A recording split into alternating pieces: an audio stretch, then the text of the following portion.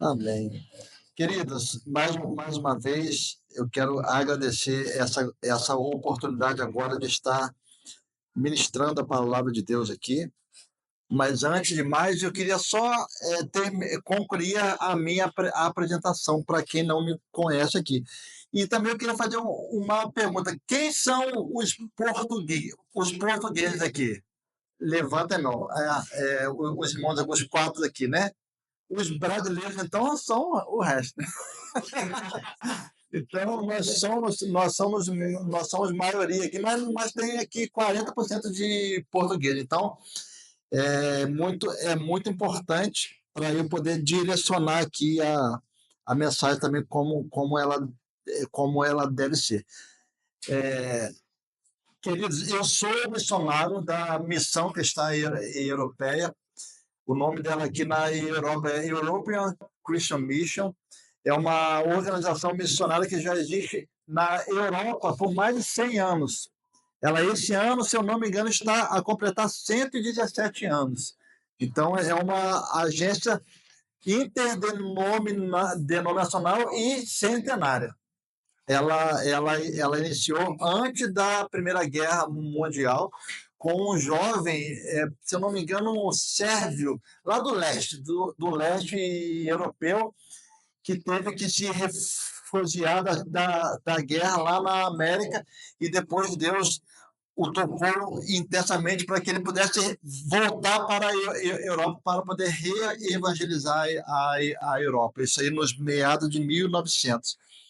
Então, Deus ele tem nos trazido para cá através dessa organização missionária. No Brasil, nós somos de uma pequena cidade chamada Cordeiro, né? Uma cidade com o nome aí do Cordeiro Santo que tira o pecado do mundo. E, inclusive, é o nosso lema. O nosso lema missionário é o Cordeiro para as Nações. Então, nós estamos aqui levando o Cordeiro para as Nações e, literalmente, de Cordeiro para as Nações também. Uma cidadezinha pequena, né? É como se fosse a Nazaré, né? Poderia vir alguma coisa boa de Nazaré, né? Não estou falando, não tô falando que eu sou bom, mas Deus nos tirou de lá daquela pequena cidade para estarmos aqui na Europa. Hoje nós estamos aqui em Portugal. Não sei onde nós estaremos daqui a alguns anos, mas nós nos dispomos a servir ao Senhor às nações. Hoje nós estamos aqui. E, queridos, o nosso chamado missionário não é um chamado de um momento ou de uma vontade específica de uma época das nossas vidas, mas eu costumo falar que é um chamado de uma vida inteira. Eu fui membro da Assembleia de Deus também, então nós somos membros, nós somos de berço assembleano, né? E nós ali nos casamos, eu e a Madalena, no ano de 2004. Vamos fazer 20 anos de casado agora, em novembro agora. 20 anos também. Então, aí, quem quiser ofertar uma viagem aí, nós estamos abertos. Tá bem, querida? Ah, lá os irmãos também. Então, 20 anos de casado, vamos fazer agora dia 20 de novembro. Ela lembrou, ela nunca lembra, eu que lembro exato. Dia 20 de novembro, 20 anos aí, 20 aí. Beleza. Então, amados, nessa época nós éramos membros da Assembleia de Deus na cidade de Cordeiro. Né? Os pais da Madalena ainda são membros da Igreja Assembleia de Deus na cidade em Cordeiro também. E ali, amados, quando eu entrei na igreja, quando eu tinha lá os meus 15 aninhos, ou seja, eu era da idade das minhas filhas hoje, 15 anos. Quando eu aceitei a Cristo com os meus 15 anos, ali já estava a Madalena. Ela já veio de berço evangélico. Eu costumo falar que ela não nasceu na igreja, ela nasceu no hospital, mas era de berço evangélico. A piadinha, gente, é para rir agora. Ah, obrigado. Obrigado. Então, gente, ela já estava na igreja, né? Então, eu era um dos vários que olhava para a Madalena e falava assim: ela vai para o campo missionário. Ela sempre foi envolvida com missões na igreja. E sempre que tinha missionários de fora a visitar a igreja, a Madalena estava com eles ali. A Madalena hospedava os missionários na casa dela. Na casa dela passaram italianos, falam as outras africanas, tiveram vários missionários ali. Então, toda a gente que olhava para Madalena falava assim: ela vai para o campo missionário. E eu fazia parte desse grupo que olhava para Madalena e falava assim: ela vai para o campo missionário. Só que eu falava uma coisa ainda mais. Eu não sei se foi por causa disso que Deus nos uniu, mas eu falava ainda assim: quem casar com essa moça vai para o campo missionário. E eu ficava imaginando, olhando, quem será que vai casar com essa moça e vai para o campo missionário? Né? Eu ficava pensando nisso, né? Eu ficava ali de braços cruzados e eu observava, quem vai casar com ele vai levar ela para o campo missionário? Né? E depois de 11 anos, na mesma igreja, ali, trabalhando em diversos ministérios, ela sempre com missões, crianças, idosos, e eu sempre com música. E música, só isso. Né? E com os jovens também, mas o meu ministério sempre foi música. Né? E ali, depois de 11 anos, Deus nos une de uma maneira sobrenatural, porque eu não tinha nada a ver com ela, nem ela comigo, mas eu só sei que em 11 meses nós namoramos, noivamos e casamos. 11 meses foi o suficiente. Aí eu descobri que eu era a pessoa que iria levar ela para o campo missionário. Né? Então, por isso que eu digo que o chamado é de uma vida, não é de um momento, não é de um instante, não é apenas pontual. Então, ali, dia 20 de novembro de 2004, nós nos casamos e eu já comecei a pensar para onde Deus vai nos levar. E ali nós já começamos a orar, desde o primeiro dia de casado, nós já começamos a orar para a nossa futura ida ao campo missionário. E foi aí que em 2016 Deus nos tira da Assembleia de Deus, literalmente com a mão poderosa dele, e nos leva para ajudar o plantio de uma igreja que estava sendo plantada no nosso bairro. A nossa igreja era no centro da cidade, nós morávamos no outro bairro, e Deus ali nos leva para essa igreja que estava sendo plantada, e era a Igreja Batista Nacional da cidade de Cordeiro. E ali nós nos membramos ali, debaixo da bênção do nosso pastor da Assembleia de Deus, que ainda hoje nós consideramos que é o nosso pastor, 90 anos já tem 90 anos, o pastor Manuel Lima, e é uma igreja que nos apoia aqui hoje. Então, a gente diz que é a nossa igreja avó, não é nem a nossa igreja mãe. A nossa igreja mãe é a nossa igreja que nos enviou. E ali, amado, nós, 2016, entramos ali, nos membramos na Igreja Batista Nacional, e uma igreja pequena que já existia no bairro já há uns 15 anos também. É por isso que Deus também, que a gente observa, Deus nos levou para uma igreja em Mora que já tem 23 anos. A nossa igreja, quando nós fomos para lá, tinha mais ou menos 15 para 20 anos. E ali batalhando para crescer, batalhando, e ali nós ajudamos ali muito aquela obra a crescer, a se tornar igreja independente. Nós compramos um terreno, o melhor terreno do bairro, e naquela altura Deus me deu uma bênção que eu me formei em engenharia civil, uma coisa que nós já estávamos orando desde o início do nosso casamento também. Eu me formo em engenheiro civil, eu era técnico em manutenção elétrica, Deus me faz estudar engenharia civil. Quando eu começo o primeiro período da faculdade, a Madalena fica grávida. E depois de 2 meses, 3 meses, 4 meses, descobrimos que eram gêmeas. E ali a minha pressão, que era sempre controlada, começou a oscilar, comecei a ter pico de tensão, né? Mas Deus nos honrou, me formei, e eu, graças a Deus, eu ajudei ainda a igreja a fazer o seu projeto. Hoje o projeto que está sendo construído lá em Cordeiro, da obra da nossa igreja, passou pelas minhas mãos. Eu fui o engenheiro que Deus usou para poder fazer o projeto ali da igreja hoje a igreja está lá. E essa igreja, com 8 anos de emancipada, envia sua primeira família missionária ao campo missionário, que éramos nós. Antes eram 2, aí multiplicou para 4. E nós, com muita honra, muito orgulho e muito temor, nós somos a primeira família missionária da cidade de Cordeiro a ser enviada para as nações. E depois de nós já foram enviados alguns jovens. Então, depois de nós vieram ainda outras pessoas. Então, nós fomos ali, pela graça de Deus, os pioneiros a serem enviados para o campo missionário. Isso foi em 2020. E aquela igreja que nós ajudamos a fundar enviou a sua primeira família missionária ali, depois de 8 anos, e a nossa igreja enviadora, a Igreja Batista Nacional em Cordeiro. E chegamos aqui em 2020 e chegou atrás de nós o monstro, né? A pandemia. Então, Deus é que faz essas coisas, né?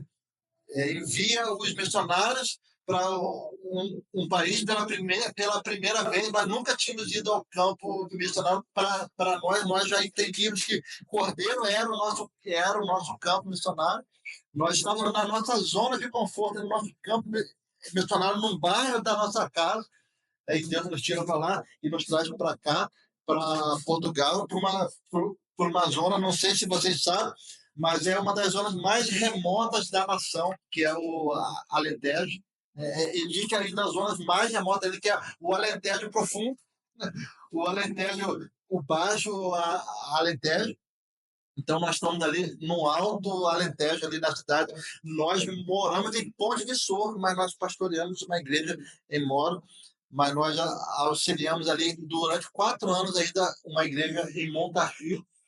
Então, Deus, no início desse ano, no início do ano passado, nós estamos, não, desse ano mesmo, no início desse ano, nós estamos pastoreando especificamente Mora, essa igreja.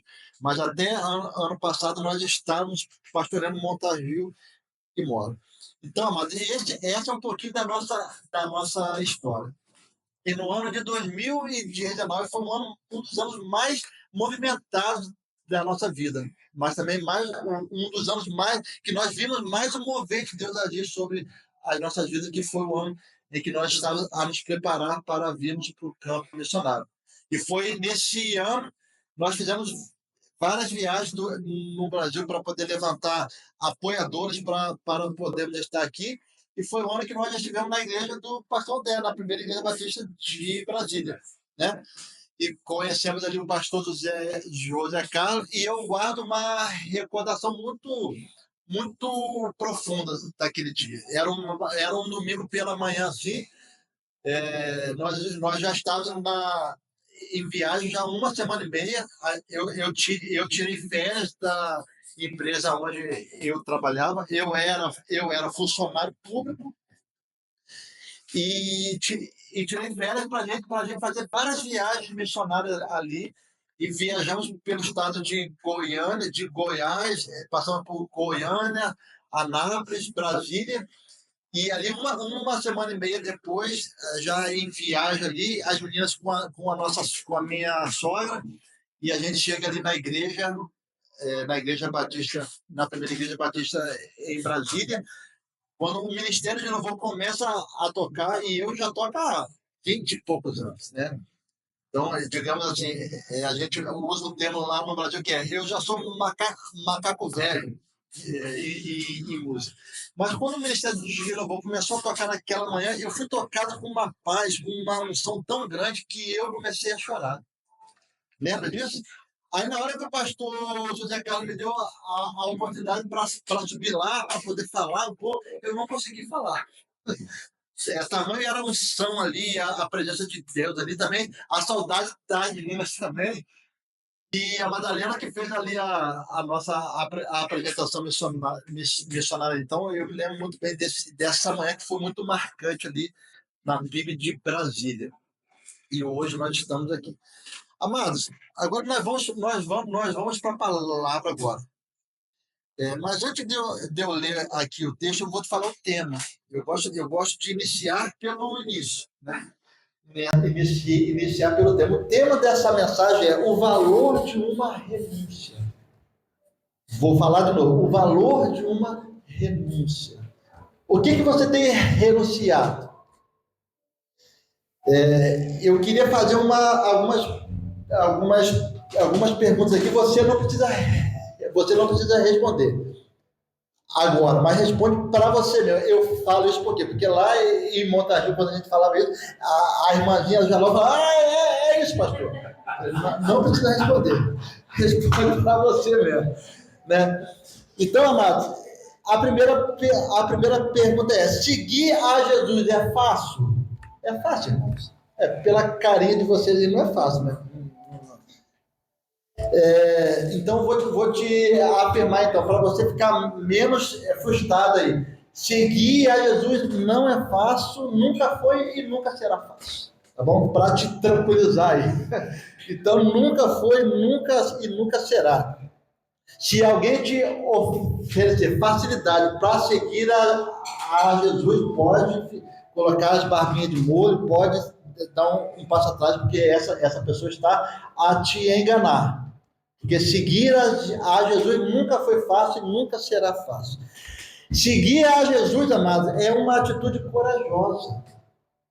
Nós precisamos de coragem, ainda mais aqui em Portugal. É um passo, e seguir a Cristo, amado, é um passo antes de se tornar discípulo dele. Então, um passo antes de você se tornar discípulo é você começar a seguir a Jesus. Então, amados, quando nós começamos a ver na Bíblia as pessoas que seguiam a Cristo, a gente começa a ver muitas pessoas. Alguém já leu aí alguma passagem bíblica onde fala que Jesus ele caminhava e atrás dele viu uma grande multidão? Várias passagens, né? Lá em João 6,2 fala que uma grande multidão o seguia, porque viu o quê? Os sinais que operava sobre os enfermos. Então, amado, seguir a Jesus não é fácil, mas é fácil. Olha só. Uma grande multidão o seguia. Mas só que nessa grande multidão aí, amado, muitos tinham os seus interesses. Muitos queriam ter as curas das suas próprias doenças, ou a doença de um ente, ou a cura de um ente querido, ou queriam apenas comer um prato de comida, ou queria se ver livre de uma enfermidade, ou queria se ver livre de um espírito maligno que o seguia. Né? Ou muitas pessoas seguiam a Cristo apenas para conseguir facilidades, ou de curiosidade, ou apenas para, entre aspas, entrar na onda daquela multidão, né? Ou porque era a notícia, a vibe do momento, né? Então, muitas são as opções, muitas eram os motivos daquela grande multidão que seguia a Cristo. E ainda é hoje. Muitas pessoas estão seguindo a Cristo por diversos outros motivos. Mas vocês falaram que é difícil, não é? Então, vamos entender por que é difícil para uns e por que é fácil para outros aí. Então, agora sim que eu queria pedir você para abrir a vossa Bíblia em Mateus, capítulo 16, a partir do versículo 24. Evangelho de Mateus, capítulo 16, do 24 ao versículo 27, vocês podem acompanhar. A minha versão não é a NVI, a minha versão é a versão Almeida Corrigida Fiel. Então disse Jesus aos seus discípulos: se alguém quiser vir após mim, renuncie-se a si mesmo. Tome sobre si a sua cruz e siga-me. Porque aquele que quiser salvar a sua vida, perdê-la-á. E quem perder a sua vida por amor de mim, achá-la-á. Pois que aproveita o homem ganhar o mundo inteiro, se perder a sua alma? Ou que dará o homem em recompensa da sua alma? porque o Filho do Homem virá na glória de seu Pai com os seus anjos, e então dará a cada um segundo as suas obras. Amém. Amados, o valor de uma renúncia. Para nós seguirmos a Cristo, amado, nós precisamos fazer renúncias. A multidão, ela não quer renunciar a nada.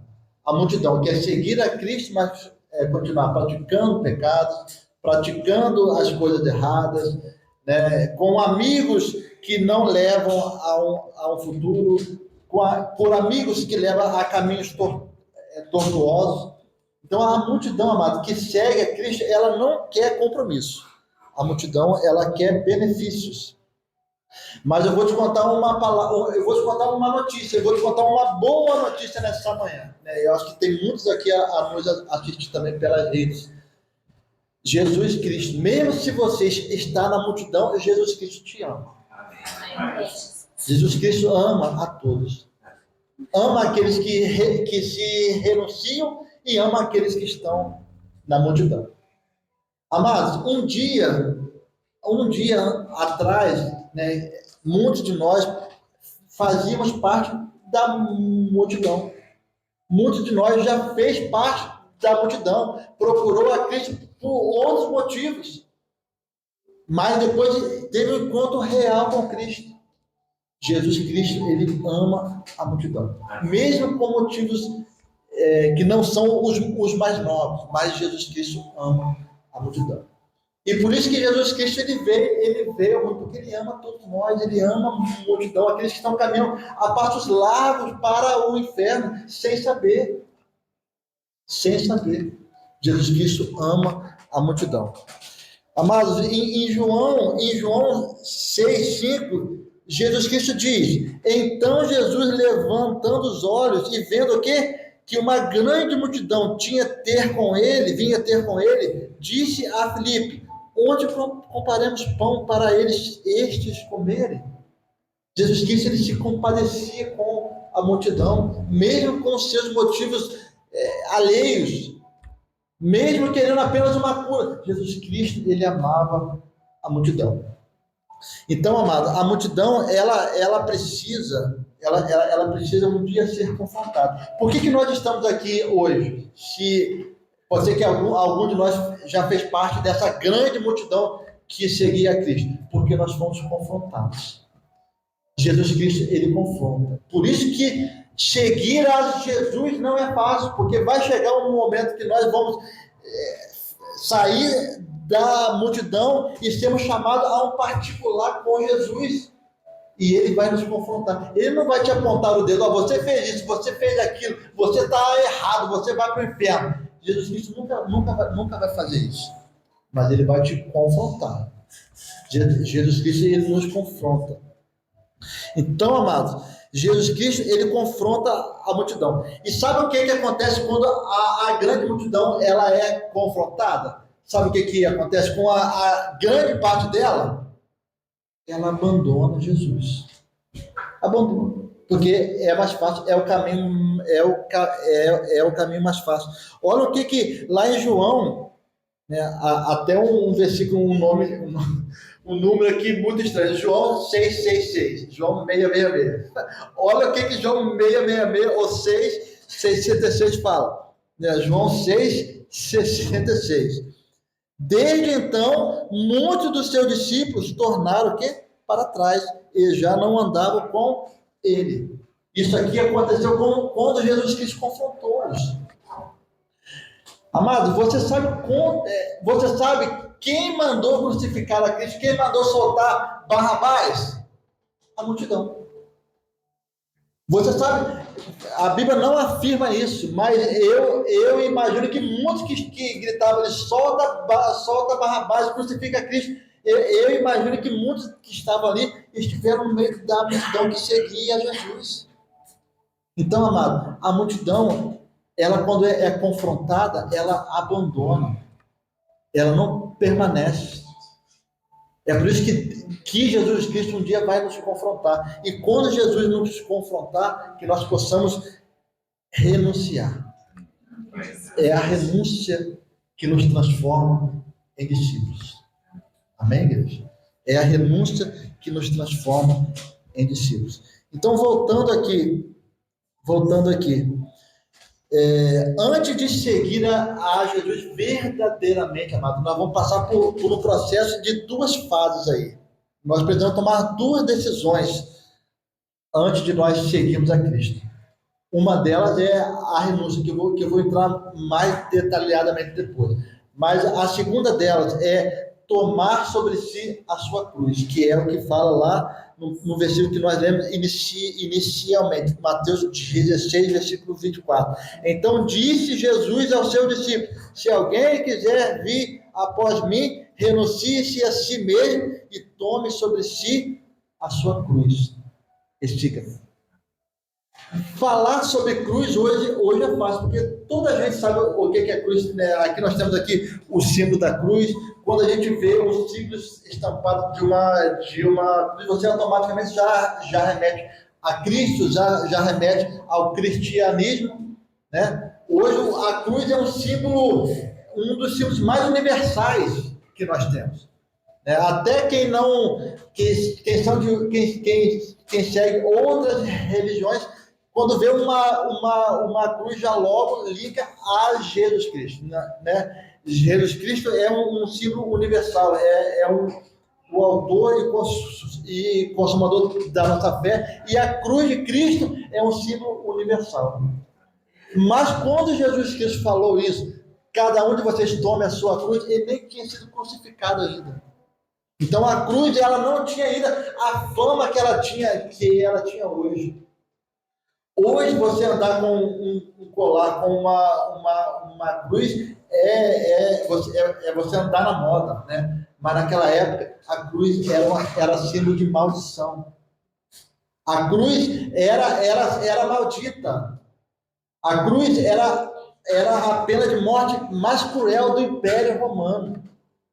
Ninguém queria nem se aproximar de uma cruz. A cruz não era fama, a cruz era desprezo, era morte.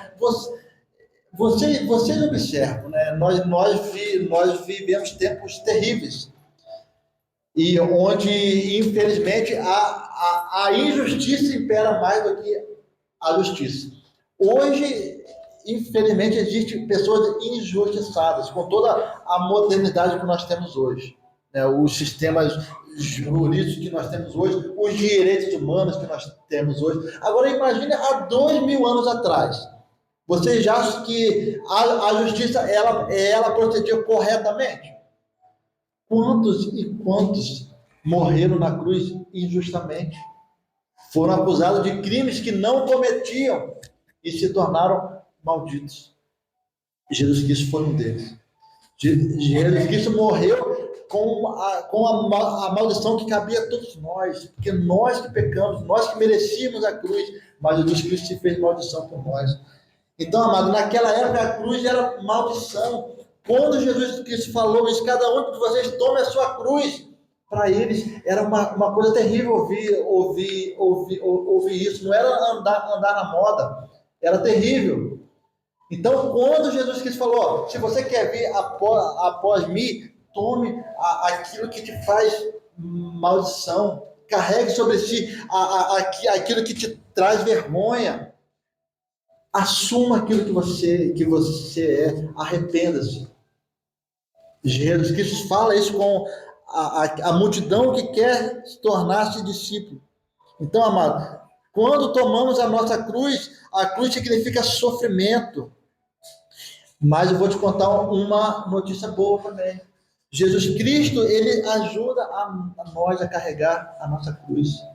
Existe até um louvor muito antigo que a gente cantava no Brasil, não, é da minha época, não sei se é da época do pastor André, e ele nos ajuda a carregar a cruz, e clamamos o nome de Jesus, lembra? E clamamos o nome de Jesus, e ele nos ajuda a carregar a cruz.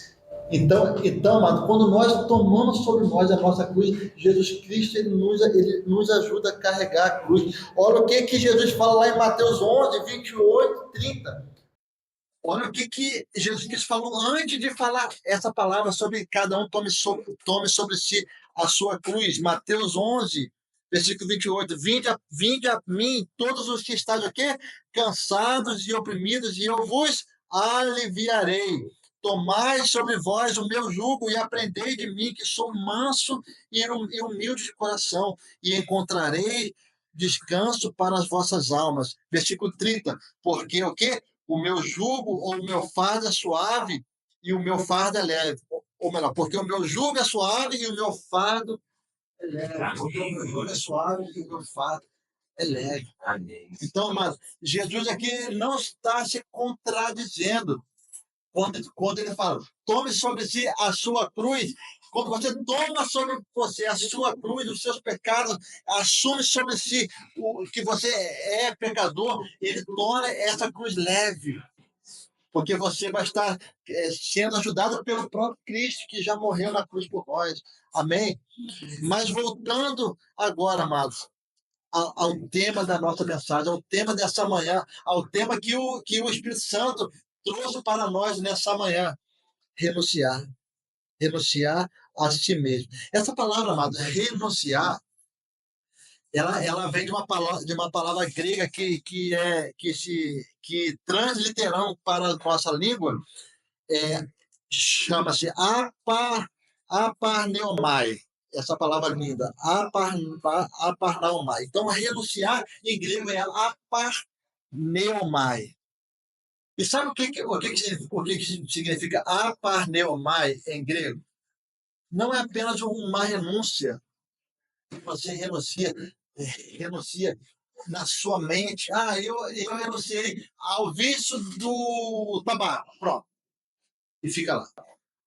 Eu renunciei ao vício da pornografia e mantém-se na sua.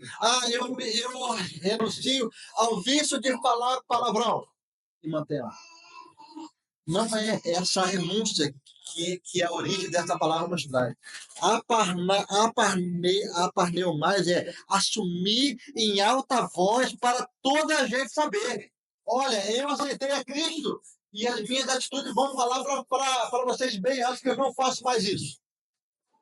Aparneomai é o que a renúncia para seguir a Cristo é verdadeiramente. É você assumir para toda a gente saber. Não é assumir em oculto. Eu renunciei e vou seguir a Cristo aqui escondido. Não é isso. É assumir em alto e bom som para toda a gente que está lá fora saber. Eu não vou seguir mais o caminho de pecado. Eu não vou me drogar mais.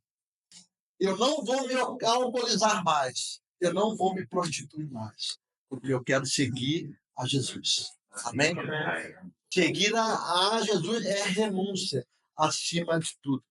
E assumir em alta voz que estamos negando os nossos projetos e sonhos pessoais, nosso entre aspas, nosso pré-destino religioso nacional. O que é o nosso pré-destino religioso nacional? Nós nascemos numa determinada reunião, numa determinada religião, nós vamos morrer nessa mesma determinada religião, porque é assim que deve ser. É você renunciar o que o sistema está te obrigando a fazer. É essa a renúncia, é esse aparneomai da palavra grega que está querendo falar nessa noite, nessa manhã. É uma renúncia em alto e bom som da nossa vontade de fazer as coisas que para nós mesmos é um prazer para nós servirmos o serviço do Rei Jesus. Amém? Amém. Nós precisamos, amados, entender que os princípios espirituais não são os mesmos princípios seculares. Infelizmente, às vezes a gente quer trazer para dentro do reino de Deus princípios que são até princípios empresariais, princípios seculares para dentro dos princípios do reino, mas não é assim. Os princípios do reino são completamente loucura para o mundo. Vou te dar um exemplo. o mundo, o fundamento aí fora, né, é que quando alguém te ameaçar, você tem que bater mais forte na cara dele. No princípio do reino, não. Se a pessoa te bateu na cara, dá a alta face. Esse é o princípio, um dos princípios do reino, né?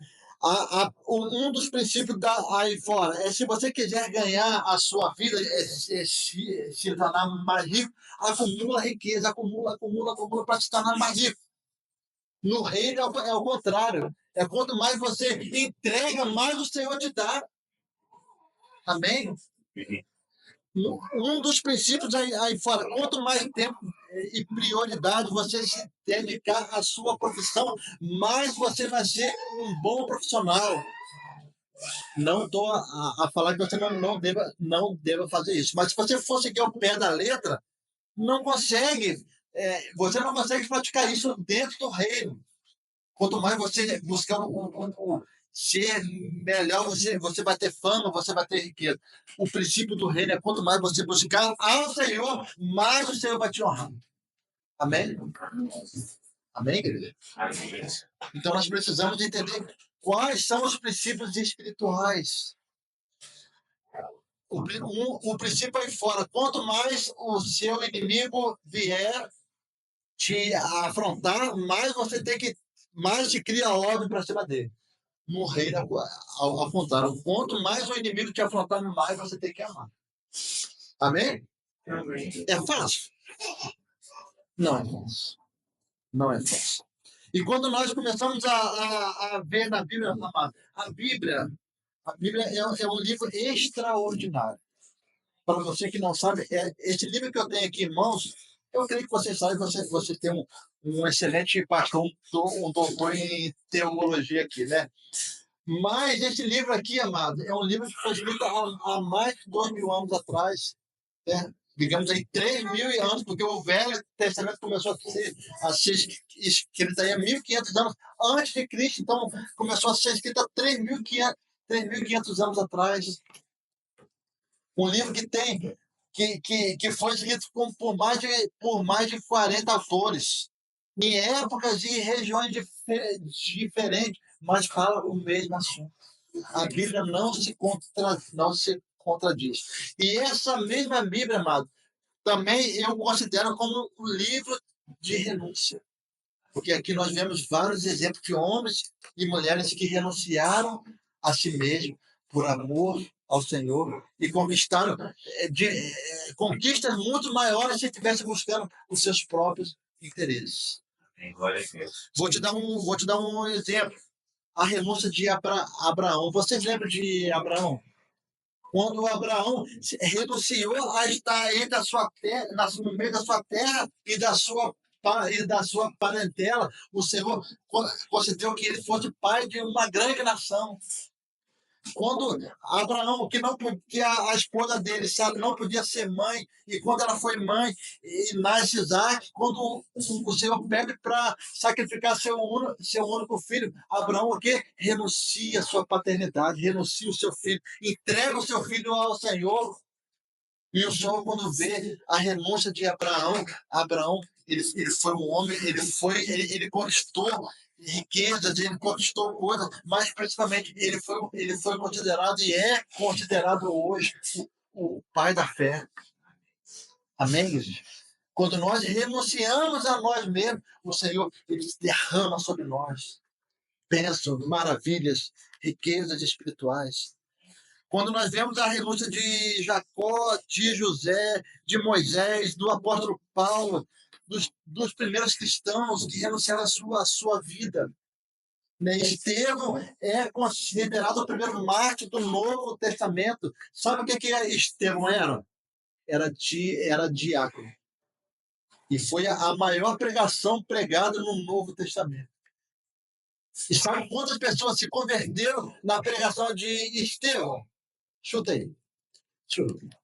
100, 200, 1.000?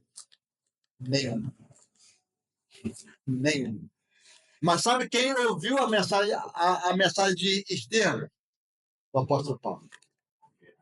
E o fruto veio através do apóstolo Paulo e se tornou o maior pregador do Novo Testamento e conquistou aí. E hoje nós somos aí, fruto da pregação do apóstolo Paulo, por causa da renúncia de Estevão. Amados, nós precisamos renunciar a nós mesmos. No século, se não me engano, no século XVII, existiu um jovem de 14 anos em Portugal. Esse jovem, ele foi órfão de mãe e pai e foi morar com um tio. E ele morava ali no norte, mais pro meio do norte, não lembro agora o nome, mas nós estivemos lá na vila que ele nasceu.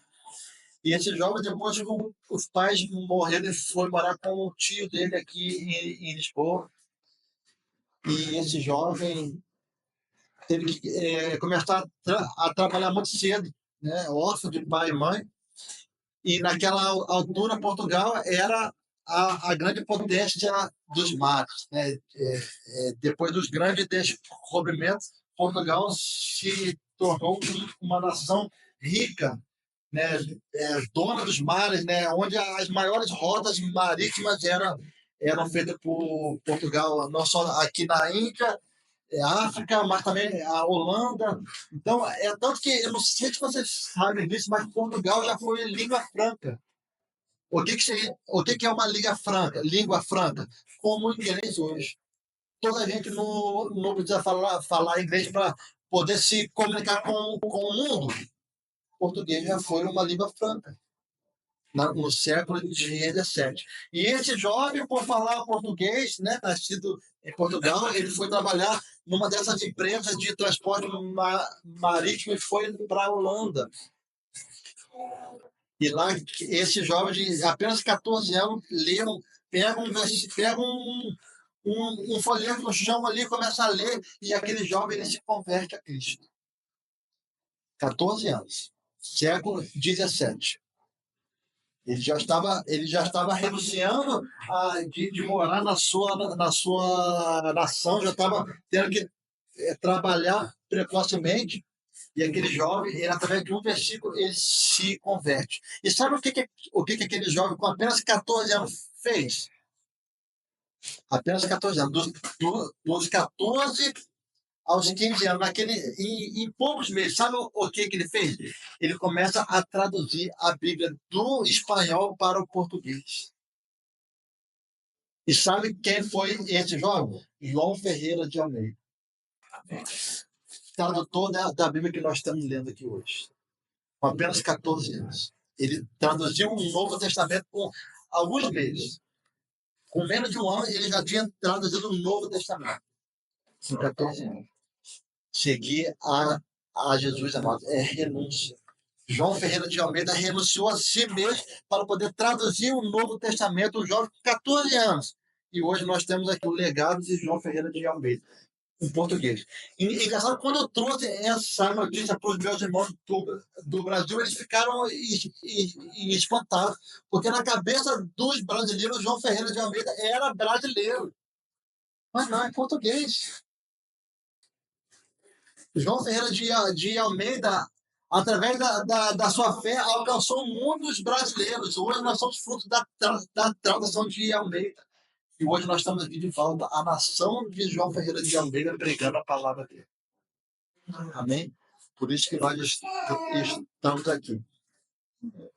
Para me finalizar, contando um pouco do meu testemunho até estar aqui. O pastor André já iniciou aqui. A renúncia precisa ser um padrão de vida nossa. Nós precisamos renunciar aquilo que a gente acha que é bom para o Senhor Jesus.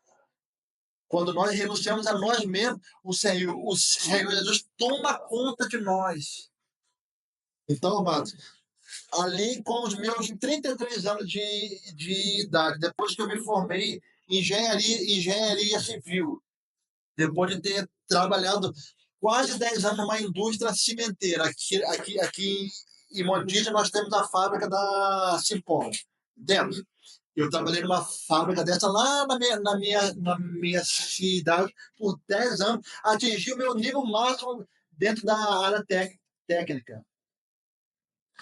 E ali eu queria fazer engenharia e orando, Deus abriu um curso de engenharia ali a 60 quilômetros da onde eu morava.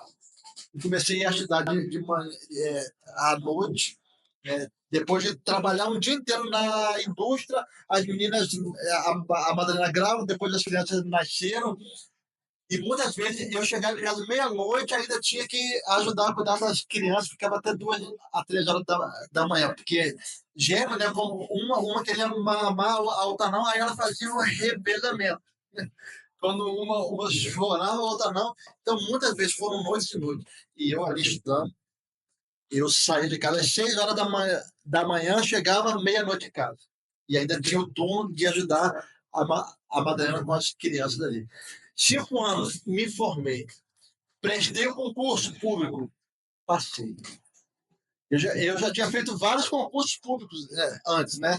Meu sonho era ser técnico da Petrobras. E esse era o meu sonho. Queria ser eletricista da Petrobras, técnico de manutenção da Petrobras. Uma prova eu consegui passar, mas aí passou o prazo, não me chamaram. Eu fiz 7 concursos para Petrobras, querido, 7. Passei um. E era difícil. Aí, quando eu estava para me formar em engenharia civil, já estava frustrado com o concurso. Apareceu o concurso para engenheiro civil da Companhia de Águas do Estado do Rio. Aí, essa aqui falou: faz, amor, faz aí, você, só para teste. Eu falei: não quero fazer concurso nunca mais, já fiz 7 e não passei nada. Faz. Aí, por ela me motivar, né? Aí eu fiz. Não, eu fiz as provas antigas antes, eu vi que dava para ir, que eu consegui tirar aí a metade do valor das provas antigas, falei, então acho que dá. Enfim, estudei, passei. Eu ia me formar em dezembro, eles me chamaram em outubro. Não tinha, não, eu passei no concurso, fui chamado sem me formar. Aí eu pedi para poder reservar a vaga lá, segura aí que eu preciso me formar ainda.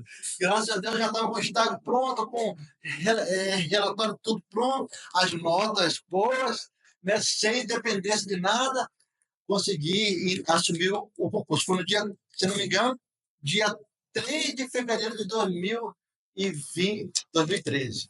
Assumi o concurso. Fui trabalhar no Rio de Janeiro, pré-Olimpíada e pré-Copa. O Rio estava um canteiro de obras. E estava eu lá. Ali, amado, para mim foi o auge da minha carreira profissional. Um menino lá de Cordeiro, trabalhando como engenheiro civil. Não, ainda teve um outro auge. O auge foi quando me transferiram para a minha cidade. Eu trabalhei na minha cidade como engenheiro civil, na minha cidade, como sabe, tranquilão, da casa, almoçava em casa, ia para o trabalho, podia até a pé, tranquilão. Engenheiro civil, na minha cidade, né? As pessoas até me chamavam de doutor. Tranquilão, tranquilão. Mas aí, amado, eu lembrei da minha chamada missionária. Lembra? Lá atrás. Na verdade, da chamada dela que se estendeu a mim. Aí eu falei: Senhor, o Senhor já me fez chegar ao auge da minha carreira. Tá bom, obrigado. Agora eu vou servir a Ti. E começamos a orar, agora especificamente para o Senhor nos levar. E oramos. Até que quando foi em 2017, não sei se o pastor André ainda estava no Brasil nessa época, aconteceu os 50 anos da Convenção Batista Nacional, Boda de Ouro. Aí lá, meu pastor foi, porque foi lá em Búzios, lá próximo da nossa zona lá, o meu pastor foi lá. Quando o pastor Ronald começou a falar sobre missões, não sei se vocês estavam lá, não, né? Mas eu imagino que o pastor de vocês estava. Então, pastor Ed estava. Aí o meu pastor se sentiu impactado pelo testemunho missionário que o pastor Ron, que é o presidente que é ainda o diretor da nossa junta missionária. E quando ele chegou a Cordeiro, ele relutou ainda 2 meses, mas o Senhor tinha tocado no coração dele lá para nos enviar para o campo. Nem sabia para onde, nem nós. A gente sabia que a gente ia para o campo, mas aonde e quando não sabíamos. Mas quando o nosso pastor, 2 meses depois do congresso lá, nos chama no gabinete dele e fala assim: Deus está me mandando enviar vocês para o campo. Vão e envolvam-se. Ali a gente sabia que era Deus falando. E ali que a nossa renúncia começou. Começou, porque não foi fácil. Renunciar foi difícil. Nunca é fácil. Deus nos deu ainda o privilégio de virmos para cá ainda com 2 anos de licença. E poderia, depois de 2 anos, voltar tranquilão para minha empresa, tranquilão lá. Mas aí, uma vez no campo, Deus nos ministra, Deus nos faz totalmente dependente dele. E hoje nós estamos aqui na dependência dele. Não nos falta nada. Não nos falta nada. Deus, ele nos leva com a sua mão poderosa. Né? Muitas das coisas que a gente nem tinha no Brasil hoje, o Senhor nos dá. Né? Porque Deus é fiel. O mesmo Deus que chama, ele supre, ele mantém. Amém, amado? Então, agora, voltando aquele assunto que nós estávamos a conversar ali fora. Deus, amados, ele conhece o nível de renúncia de cada um de nós. A minha renúncia foi o meu auge do meu nível do meu nível profissional. A sua pode ser a renúncia de um pecado, a renúncia de uma pequena prática que Deus não está se agradando, a renúncia de ter que se expor no seu trabalho como cristão. Então, amado, que nessa manhã nós possamos renunciar a nós mesmos, para que o Espírito do Senhor flua em nós, através de nós e por nós. Amém?